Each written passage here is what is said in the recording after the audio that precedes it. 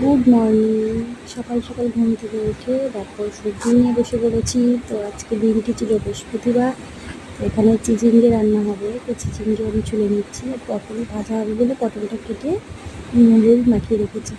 তো দেখো চিচিঙ্গে ভাজা আছে, তো চিচিঙ্গেটা কেটে রেখেছি। চিচিঙ্গে আমি কাটতে পারি না, সত্যি কথা বলতে আমি পারি না। তারপরে আমার বর এসে বললো যে এরমভাবে কাটতে হয়, তাহলে আমি কাটা করে এখন আমি ভাজার জন্য সব প্রিপারেশান নেবো। আর ওখানে করেছি ডাল করবো বলে ডাটা কেটে রেখেছি লাউ দিয়ে আলু। এরকম পটল কেটে নিচ্ছি।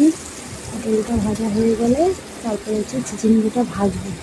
বুঝেছো, নুনটা যেহেতু মাখিয়ে রেখেছিলাম বলে এরকম চিচিঙ্গে ভেজে রেখেছি কালো জিরে ফোড়ন দিয়ে, সর্ষের তেল দিয়ে, আর নুন আর হলুদ।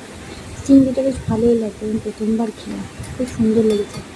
আর আজকে আমাদের বাড়িতে খুব সুন্দর সুন্দর মেনু হয়েছে, খুব দারুণ দারুণ মেনুটা দেখবো। এখানে আমি পনিরটা ম্যারিনেট করে নিচ্ছি, কর্নফ্লাওয়ার দিয়েছি, নুন হলুদ আর একটু চিনি।